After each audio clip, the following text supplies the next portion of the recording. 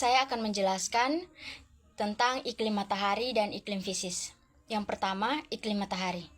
Iklim matahari adalah sistem klasifikasi iklim yang didasarkan pada intensitas penyinaran matahari yang diterima oleh suatu wilayah di permukaan bumi.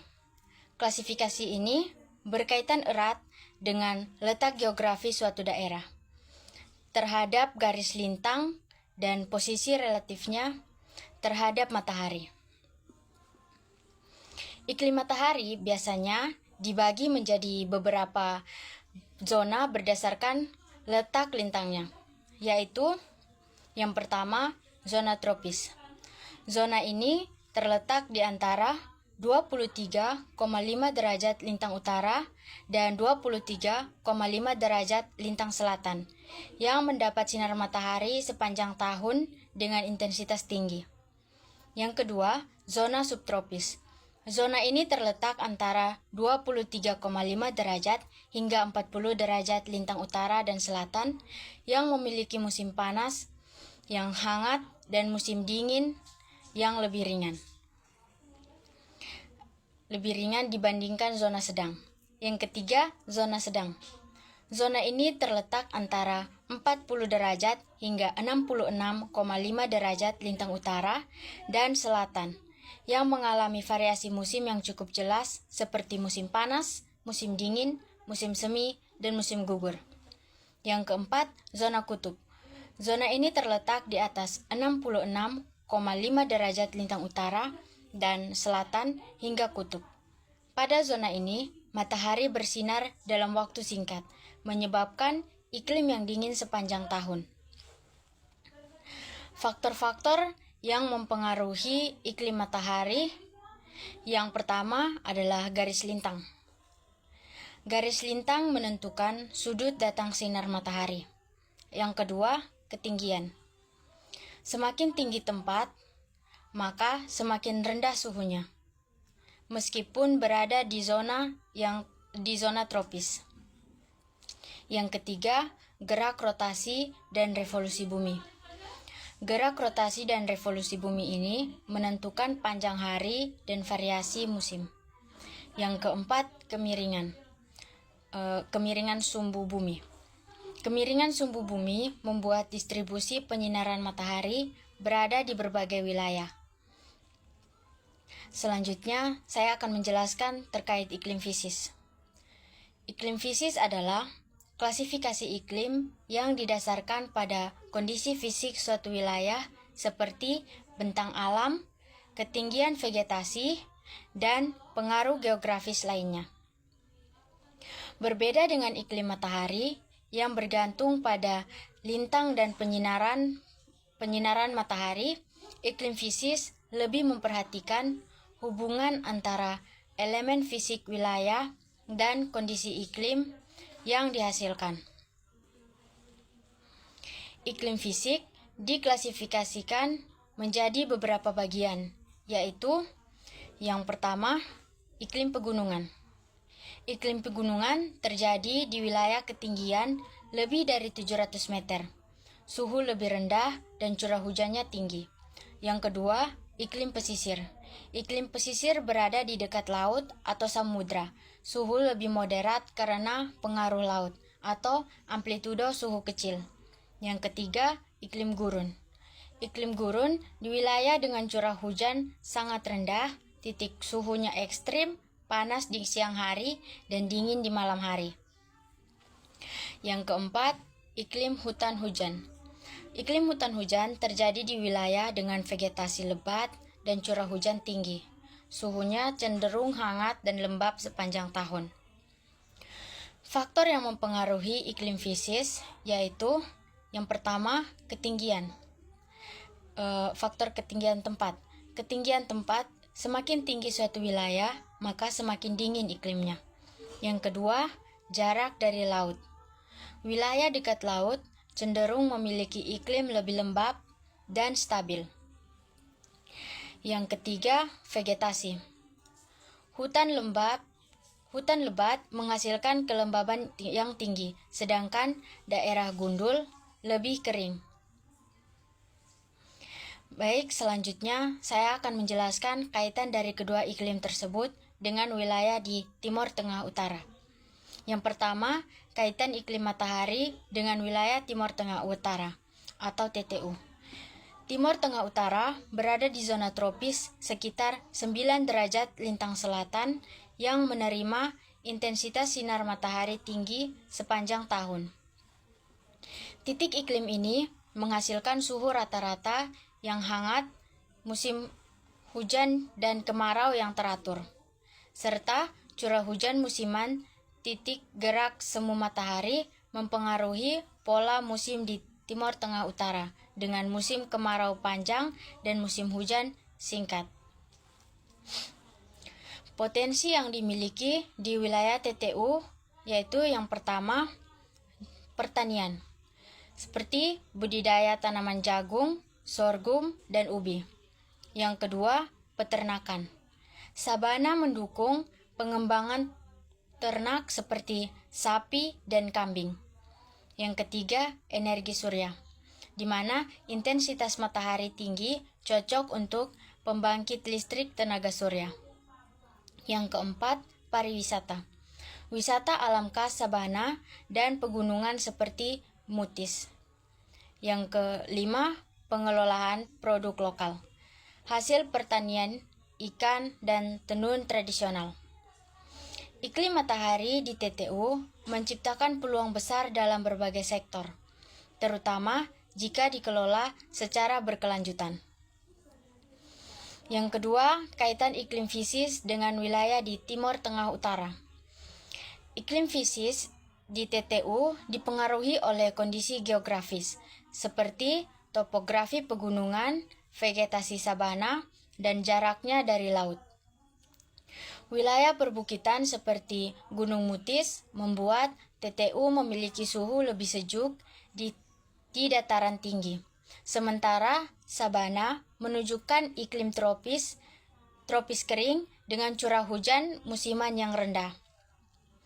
Potensi yang dimiliki di Timur Tengah Utara yaitu yang pertama, pertanian. Tanaman tahan kekeringan seperti jagung, kacang-kacangan, dan sorghum. Yang kedua, peternakan. Sabana luas mendukung ternak sapi, kambing, dan kerbau. Yang ketiga, kehutanan. Potensi hasil hutan seperti cendana dan kayu putih. Yang keempat, pariwisata. Wisata pegunungan seperti Gunung Mutis dan sabana yang unik. Yang kelima, energi surya.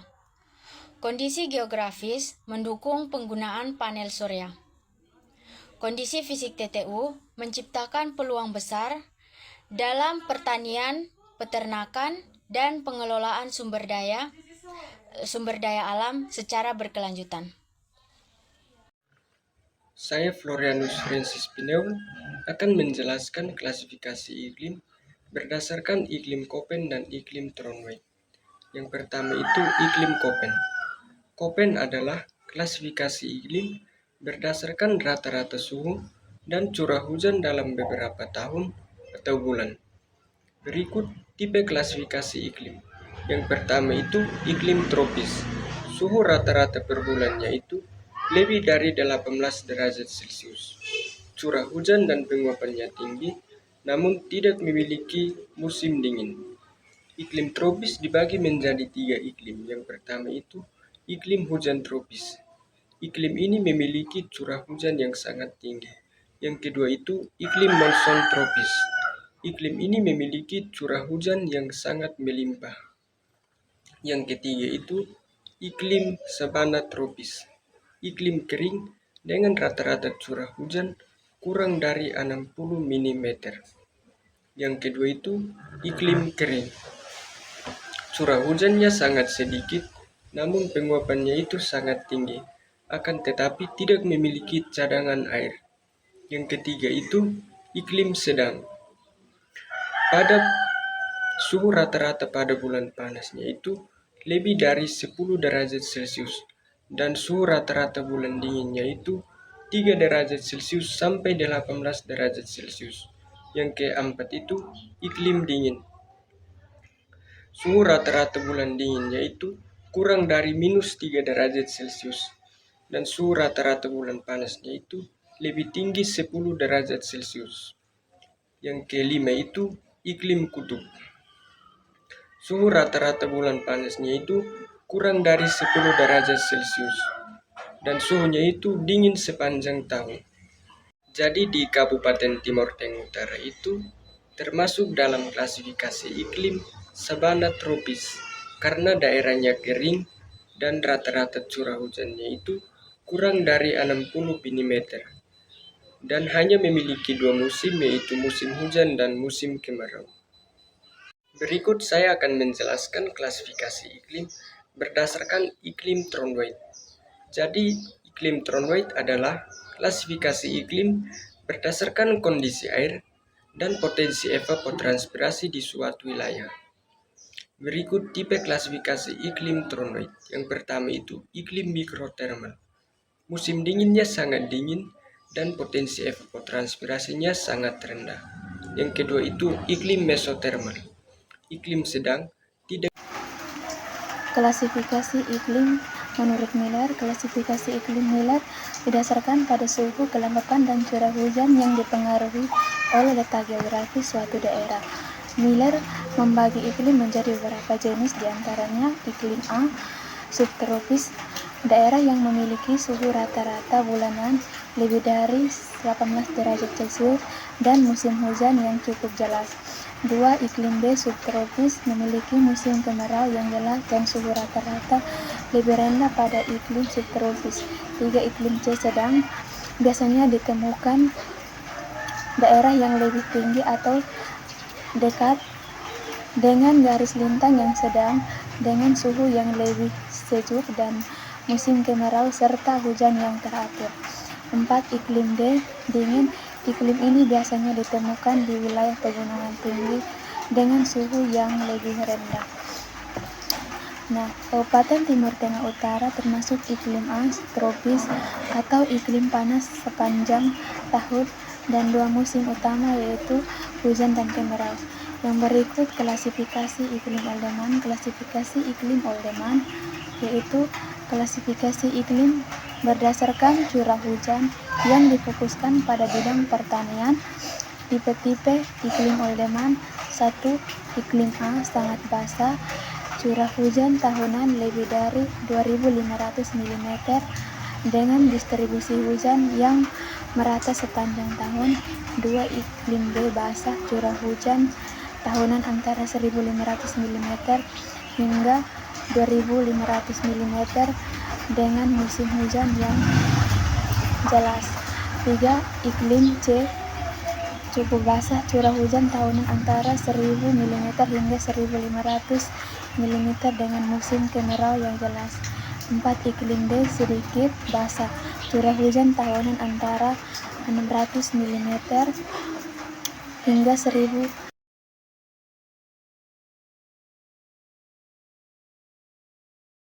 Oke, baik, yang berikut saya akan menjelaskan tentang klasifikasi iklim menurut Moore.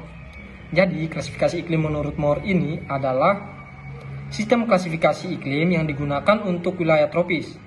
Nah, sistem ini didasarkan pada jumlah bulan basah dan bulan kering dalam satu tahun. Nah, apa itu bulan basah dan bulan kering? Bulan basah adalah bulan dengan curah hujan lebih dari 100 mm. Sedangkan bulan kering adalah bulan dengan curah hujan kurang dari 60 mm. Jadi, Moore ini dia menggunakan rasio bulan basah dan bulan kering sebagai dasar klasifikasi dengan kategori sebagai berikut.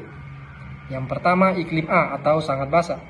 Terjadi selama 11 sampai 12 bulan basah dan 0 sampai 1 bulan kering. Yang kedua, iklim B atau basah. Terjadi selama 9 sampai 10 bulan basah dan 2 sampai 3 bulan kering. Yang ketiga, iklim C atau agak basah. Terjadi selama 7 sampai 8 bulan basah dan 4 sampai 5 bulan kering. Yang keempat ada iklim D atau sedang. Terjadi selama 5 sampai 6 bulan basah dan 6 sampai 7 bulan kering. Dan yang berikut iklim E atau agak kering. Terjadi selama 3 sampai 4 bulan basah dan 8 sampai 9 bulan kering. Yang berikut iklim F atau kering. Terjadi selama 1 sampai 2 bulan basah dan 10 sampai 11 bulan kering. Yang terakhir adalah iklim G atau sangat kering. Biasanya terjadi selama 0 bulan basah dan 12 bulan kering. Setelah saya menjelaskan klasifikasi iklim menurut Moore tadi, di sini saya ingin mengkaitkan dengan wilayah saya, yaitu wilayah Timur Tengah Utara. Jadi, Kabupaten Timur Tengah Utara itu memiliki iklim yang relatif kering pada sebagian besar wilayahnya dengan 2 musim yang jelas, yakni musim kemarau dan musim hujan. Musim hujan biasanya terjadi dari November hingga April, sedangkan musim kemarau biasanya berlangsung dari Mei hingga Oktober. Iklim ini dapat disesuaikan sesuai dengan Moore, misalnya iklim dengan musim kemarau yang panjang dan curah hujan yang terbatas. Berdasarkan pola curah hujan dan suhu yang ada di Kabupaten Timur Tengah Utara, wilayah ini bisa digolongkan dalam kategori iklim semi-arid atau tropis dengan musim kemarau yang jelas, yang mirip dengan beberapa klasifikasi iklim menurut Moore yang menekankan perbedaan curah hujan dan panjang musim kemarau. Jadi, apa dampaknya? Dampaknya yaitu iklim yang lebih kering di Kabupaten Timur Tengah Utara berdampak pada pola pertanian, sumber daya air, dan kegiatan ekonomi masyarakat. Klasifikasi iklim menurut Moore yang berfokus pada curah hujan dan suhu bisa membantu memahami bagaimana masyarakat di lingkungan Timur Tengah Utara beradaptasi dengan kondisi iklim yang ada. Klasifikasi iklim yang berikut adalah klasifikasi iklim menurut Junghun. Klasifikasi iklim menurut Junghun adalah sistem yang dirancang khusus untuk wilayah tropis dengan berfokus pada hubungan antara iklim dan ketinggian tempat. Junghun membagi iklim berdasarkan ketinggian tempat yang memengaruhi suhu dan jenis vegetasi. Nah, sistem ini sering digunakan dalam konteks pertanian dan kehutanan. Oke teman-teman, klasifikasi ini terbagi atas beberapa zona, yaitu yang pertama zona panas, yaitu zona yang berada di ketinggian 0 sampai 700 meter di atas permukaan laut dengan suhu rata-rata lebih dari 22 derajat Celcius, dan zona ini adalah zona yang cocok untuk tanaman tropis seperti padi, jagung, kelapa, karet, dan tebu. Yang berikut adalah zona sedang. Nah, zona ini berada di ketinggian 700 sampai 1500 meter di atas permukaan laut dengan suhu rata-rata 17 sampai 22 derajat Celcius, dan zona ini cocok untuk tanaman seperti kopi, teh, coklat, dan sayuran dataran sedang. Nah, vegetasi di zona ini berupa montana dan perkebunan subtropis. Zona yang berikut adalah zona sejuk. Zona ini berada di ketinggian 1500 sampai 2500 meter di atas permukaan laut dengan suhu rata-rata 11 sampai 17 derajat Celcius. Zona ini sangat cocok untuk tanaman seperti kentang, wortel, kubis, dan stroberi. Vegetasi yang berada di zona ini berupa hutan pegunungan atas. Nah, zona yang terakhir adalah zona dingin, yaitu yang berada di ketinggian lebih dari 2500 meter di atas permukaan laut dengan suhu rata-rata kurang dari 11 derajat Celcius. Dan zona ini tidak cocok untuk tanaman budidaya. Vegetasi di zona ini berupa padang rumput alpin atau hampir tidak ada vegetasi di sana.